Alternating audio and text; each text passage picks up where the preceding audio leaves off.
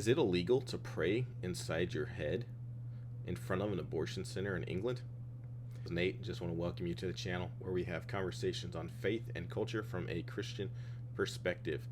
And the answer, unfortunately, to that question is yes. Apparently, it is now illegal in England to stand in front of an abortion clinic and pray quietly in your head. If you don't think correctly now, you can be arrested. So I want to just share this video with you. We'll talk through it. Just kind of give you some things that are going through my mind and a few thoughts as we go through this. So it's about a 6-minute long video. I do not intend to watch it all, but we'll go through at least the first couple of minutes. Okay, so we come up on this scene here, and we don't know exactly when the conversation started. As we get into it, the police officer makes a statement that he's once again asking her to voluntarily go to the police station with them. We don't hear the first time that he says that, so I'm not exactly sure where we come into this conversation, but we're going to pick it up here. It's about a 6.5-minute video. We'll probably listen to the first 1.5 to 2 minutes of it, and I'll stop it a couple times. I have some things that I'd like to say, and then I'll have some commentary after the fact. Before I ask you any questions about what's going on today, I have to caution you, which is just your rights, which is you do not have to say anything. It may harm your defence if you do not mention one question, something which you later on in court, anything you do say may be given. One of the things that I just learned from this that I did not quite realize is that they have something at least equivalent to the Fifth Amendment, where where you read your Miranda rights, where you don't have to self-incriminate, you don't have to say anything. He basically gives her the same thing over there, and I did not realize that that was the case. What are you here for today? Physically, I'm just standing here.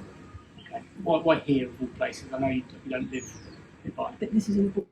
So he obviously knows who this woman is, and that'll become even more apparent as we listen to it. They know that she doesn't live nearby. She has stood in front of other abortion clinics in the past. Abortion centre. Okay, that's why you're stood.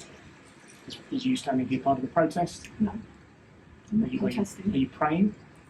So they, again, going to the fact that they know who she is, the fact that he asked if she was praying, I think is pretty revealing, that they're looking for Christians. They apparently know that she is a Christian and has prayed in front of clinics in the past. And the fact that he asked her that sure looks like a hunt, like they're hunting her down, if you ask me. I might be praying in my head out loud. So I'll ask you once more, will you voluntarily come with us now to the police station for me to ask you some questions about today and other days where there are allegations that you've broken public space protection order? If I've got a choice, then no. Okay, well then you're under arrest on suspicion of failing to comply with the Public Spaces Protection Order, which is under the Antisocial Behaviour Crime Policing Act 2014. So she's being arrested basically for antisocial behavior. So basically what they're telling you in England, what used to be Great Britain, and is no longer great, is that if you don't think the way that we want you to, then we're going to arrest you and we're going to throw you in jail. We're going to investigate you and we're going to hound you. That's persecution. Now, of course, you don't have to say anything. It may harm your defence if you do not mention one question, something which you later on in court, anything you do say may be given evidence. Do you understand the caution? I don't know. Your arrest is necessary in order for the prompt. So then he makes this absolutely ridiculous statement that your arrest is necessary. Now, granted, I don't necessarily understand all the idioms and all the things that they use in Great Britain. I know we speak English as well as they do, but it's a different English. But the fact that he makes the comment that her arrest is necessary, this man's just a coward. I don't even know what else to say to that. It's just a ridiculous statement. An effective investigation into the offence. What that means is so I can ask you some questions. And also to protect vulnerable people, mainly service users in the building. So he needs to protect vulnerable people. And he says mainly the service users. So we're standing in front of an abortion clinic here. And he's more concerned about the people that are murdering their baby being offended by someone standing on the street praying in their head, so you don't even know exactly what they're doing, than he is about someone that's going in and murdering their baby. It just tells you how degenerate, how far their culture has gone. Okay, so you'll accompany us now to the police station. You get booked in front of the custody sergeant, and then if you want to solicitor, you can solicitor on the end of the okay? I don't intend to handcuff you, but obviously my colleague will search you because we're going to get to the police car and make sure you don't have anything for harm or something. Okay? Alright, so we made about a minute and 42 seconds into the video, and just a second here. The rest of the video is basically the female officer is searching this lady, basically embarrassing her there on the street, making a scene, and then they take her to the car and they start to drive off. So that's the rest of the scene. The officers, I will say, are at least polite. They're friendly, even if what they're doing is absolutely ridiculous. And then the lady is just exemplary of what you would think a Christian should be. She's standing there. She's being extremely polite. She's not yelling at them, cursing them, or anything like that, even though she's being persecuted. And I am intentionally using the word persecute. And the reason for that is, let me bring it up here, I'm going to read the definition, because words mean things.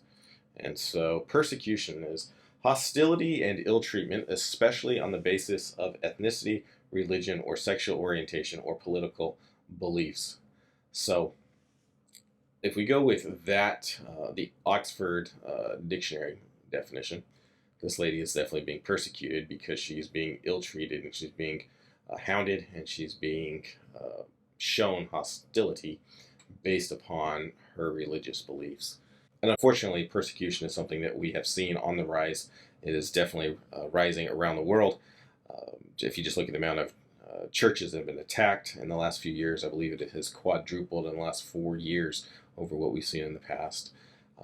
And unfortunately, as well, a lot of things that we see in Europe and Great Britain eventually make it here. We're not burning people at the stake. We're not drawing and quartering them, cutting their heads off yet. But apparently we're going to arrest them. We're going to harass them for standing on a street praying in their head. And so this is something I think we need to be aware of, not necessarily be afraid of. We know who we are serving. We're serving God. But it's something we need to be very well aware of, and I guess maybe mentally and emotionally prepare ourselves for it. God can give us the grace when these times come. But I think we'd be foolish not to recognize the world that is forming, that is changing around us, and understand that we are going to be entering an era where persecution is making a comeback. We in the 20th century, especially in the West, have lived a life that very few in the history of the world have ever been able to, and that is we've had basic religious liberty, the ability to worship and serve God in the way that our conscience and our beliefs dictated. But this is not the norm. And this small time in history, this small space, I believe is rapidly closing. And we've taken this for granted, but it's closing, and it's closing quickly. And that is unfortunately a reality that is coming. But maybe this persecution will lead to the church actually stepping up and doing its job again. We've gotten lazy.